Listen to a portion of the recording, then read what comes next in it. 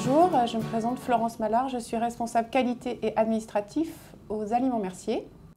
Donc vous êtes dans une usine d'aliments, nous sommes situés à Beaulieu-sous-la-Roche, en Vendée, dans la région Pays de Loire. Nous sommes ancrés dans la fabrication de l'aliment du bétail depuis très longtemps, puisque c'est la génération de mon arrière-grand-père qui a construit le moulin en 1887. La génération de mes parents ont orienté l'entreprise vers l'aliment du bétail et progressivement, la bio s'est installée dans l'entreprise dès le début des années 70. Plus sérieusement, ça s'est développé dans les années 90 et en 2012, notre site est devenu 100% bio. Donc nous attachons beaucoup d'importance à la qualité et à la traçabilité des matières premières.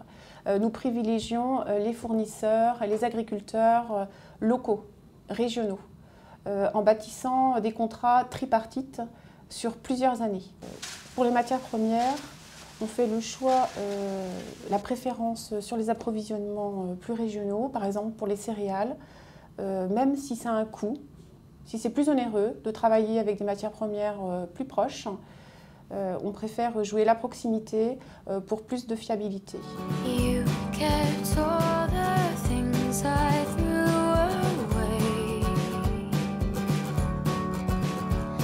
Urbain Renaudin, je suis aux Aliments Mercier, je suis responsable de toute la filière avicole bio.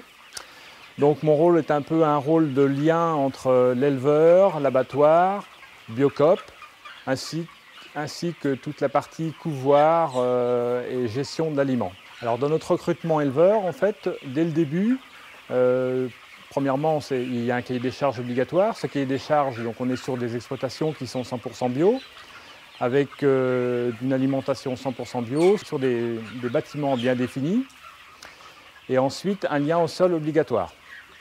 Donc de là, on a plutôt cherché des éleveurs qui ont un peu cette philosophie-là, où chaque maillon de la chaîne est gagnant, donc de l'éleveur à l'abattoir jusqu'au consommateur. Et bien en fait, je leur relate un petit peu toute l'actualité de l'abattoir, ensuite des Biocoop.